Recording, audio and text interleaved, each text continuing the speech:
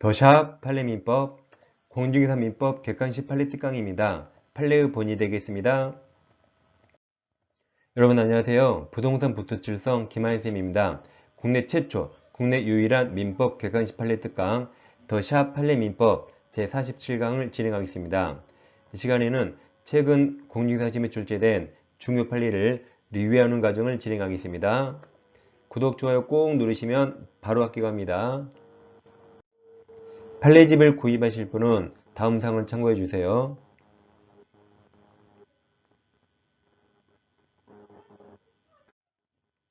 이 시간에는 일괄개념의 청구권을 공부하겠습니다. 자, 제일 먼저 동그라미 일로 있는 시간 순서입니다. 갑에게 나대지가 있는데 나대지의 저당권이 설정됩니다. 그럼 법정지상권 발생할까요? 지금 저당권 설정 당시 건물이 있어 없어? 저당 설정 당시 건물의 요건 나대지죠. 그럼 법정지상권 X 발생하지 않습니다. 이 상태에서 갑이 건물 지었습니다. 근데 저당권자 A가 돈을 못 받아서 건물을 경매 청구해서 을이 경납받습니다. 지상에 각 건물이 있죠. 그럼 법정지상권 발생하지 않습니다.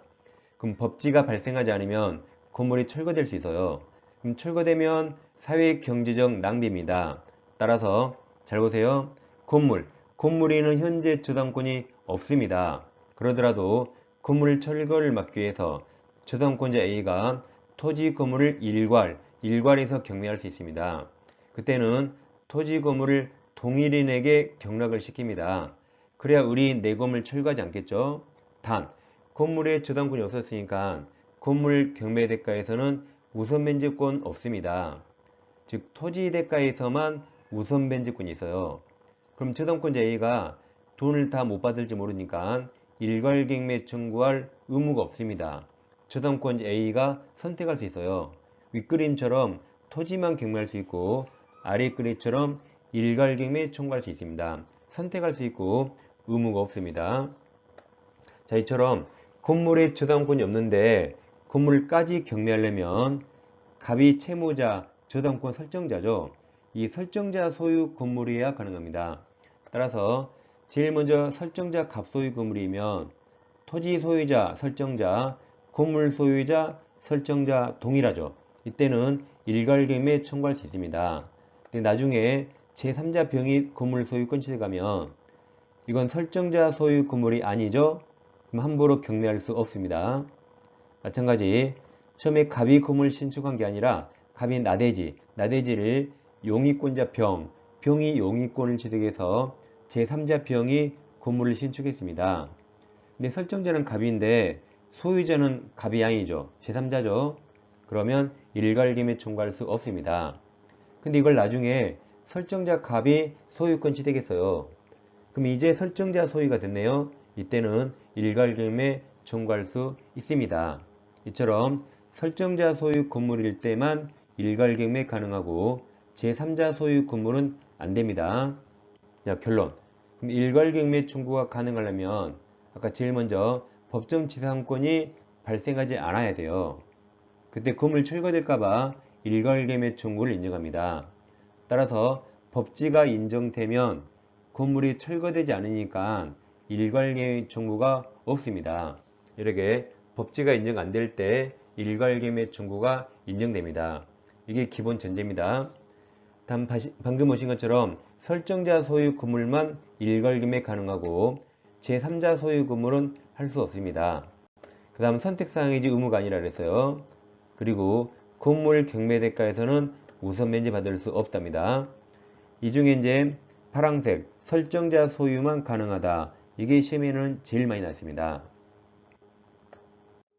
여러분 더샵 판례집 116페이지에 있는 사법 문제에서 박스에 있는 디귿과 리을을 풀어보겠습니다.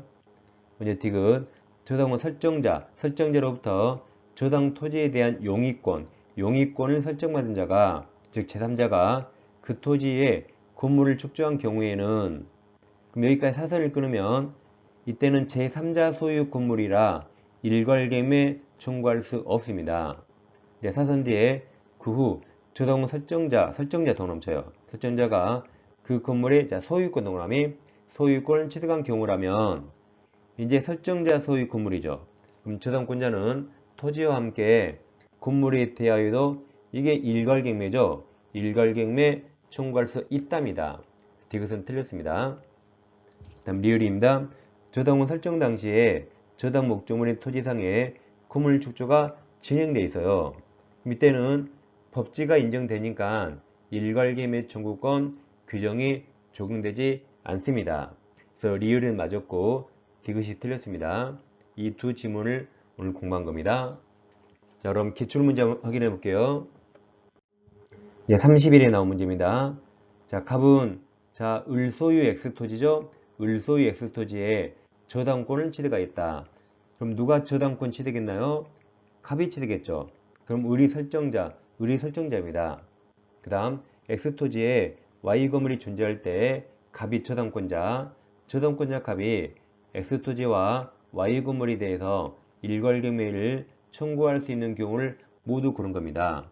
그럼 설정자가 을이라 일단 기본 을소유 건물이어야 돼요. 을소유 건물. 그리고 먼저 그 전제가 법정지상권이 발생하지 않아야 됩니다. 그걸 두 가지를 짐주고는 보겠습니다. 기억 보세요. 자, 갑이 저당권자죠. 근데 갑이 저당권을 취득하기 전에 이미 X토지 외에 을의 Y 건물이 존재한다. 근데 그럼 건물 소유자는 설정자 을 맞지만 저당권 취득하기 전에 이미 건물이 존재했어요. 그럼 설정 당시 건물이 있죠. 이때는 법지가 인정됩니다. 그럼 법지가 인정되면 일괄경매 청구할 수 없습니다. 그래서 기억은 틀렸습니다. 근데 니은은 갑이 저당권 취득한 후죠. 을이 X토지에 Y 건물을 축조하여 소유하고 있다. 그럼 이건 저당권 취득한 후에 그러니까 법지가 발생하지 않아요. 그리고 설정자 을 소유 건물이 있죠. 따라서 니은은 일괄경매 청구할 수 있습니다. 이것도 마찬가지. 갑이 저당권 취득한 후입니다. 근데 제3자 병이네요. 제3자 병이 X토지에 지상권이 용의권을 취득하여 Y 건물을 축조하고 그럼 지금까지는 설정자 소유 건물이 아니라 일괄경매 청구 인정되지 않습니다.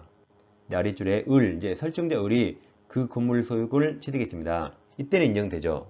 그래서 기억을 제외한 니은 디귿이 정답입니다. 이 시간에는 저당권 편에서 토지 건물 일괄경매 청구를 공부했습니다. 다음 시간에 다시 찾아뵙겠습니다. 감사합니다.